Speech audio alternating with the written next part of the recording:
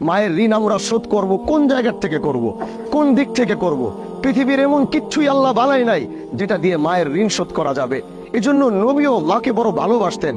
তিনি একদিকে বাবাকে যেমন হারিয়েছিলেন, আরেকদিকে মায়ের আদরটা যখন পাবে, অসহায় মা, টাকা ছিল না, পয়সা ছিল না, মুহাম্মদকে কিভাবে দুধ খাওয়াবে, মুহাম্মদকে কিভাবে লালন করবে, দিয়ে দিয়েছিলেন মা হালিমার কাছে।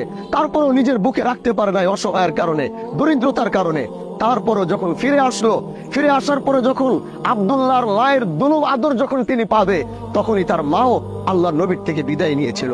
এজন্য নবী বলতেন, কাশ যদি আমার মা বেঁচে থাকতো, আর আমি যদি ফরজ নামাজে আল্লাহু আকবার বলে দাঁড়িয়েছি, আর আমার মা যদি পিছন থেকে ডাক দিত, ও মুহাম্মদ, আল্লাহর নবী বলতেন, আমি নামাজটা ছেড়ে পিছনের দিকে তাকিয়ে বলতাম, ও মা, তোমার সন্তান তোমার বুকে হাজির। এর নামই তো মা। এজন্য ভাই, আজকে এই সন্তান জানে সে কি হারিয়েছে। আজকে ওই মানুষটা বিদায় নিয়েছে যে রাত জেগে তার জন্য দোয়া করতো। আজকে ওই মানুষটা বিদায় নিয়েছে যে প্রতিটা মুহূর্তে আল্লাহকে ডাক দিয়ে বলতো, আল্লাহ তুমি আমাকে কেমন রাখছো আমি জানি না, আমার সন্তানটাকে ভালো রাখো, ওরে সুস্থ রাখো, ওরে বিপদ আপদের হাত থেকে হেফাজত করো। আমি রাত বেরাত সফর করি, বিশ্বাস করেন আমি কখনো আমার মাকে আমি রাত্রে ফোন দিয়ে বলতে চাই না যে আমি রওনা দিচ্ছি। কখনো বাসায় আসতে আমার 2টা বাজে, 3টা বাজে, কারণ আমার মা যদি কোন রকম জানতে পারে যে রাতে আমি রওনা দিয়ে দিছি, বিশ্বাস করেন আল্লাহর জাতের কসম করে বলছি, সেই রাত্র 3টা বাজে এসে দরজার সামনে দাঁড়াইলে যদি দেখি সে দরজা খুলে কেউ দাঁড়াইছে, ওইটা আমার মা। আমি জিজ্ঞাসা করি, মা এই রাতে তুমি কেন ঘুমাও নাই? তোমার তো ঘুমানো দরকার, তুমি ডায়াবেটিসের রোগী, তুমি প্রেসারের রোগী, তোমার হার্টের সমস্যা, তোমার তো রাতে ঘুমানো দরকার। আমার মা আমাকে কি বলে জানেন? শুধু আমার মা না, প্রতিটা পৃথিবীর প্রতিটা মার কথাই এটা।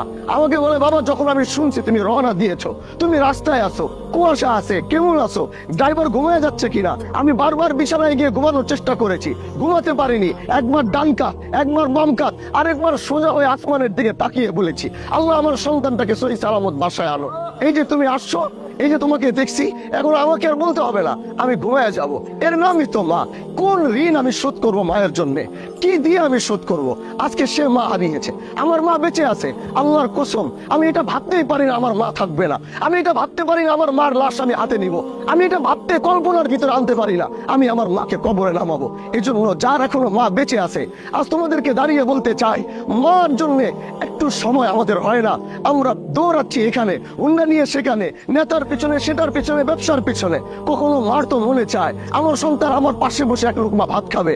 কত দেখেছি মারা সারাদিন খাবার নিয়ে বসে আছে, একটা বেলা শুধু সন্তানের সাথে একবেলা খাওয়ার জন্য।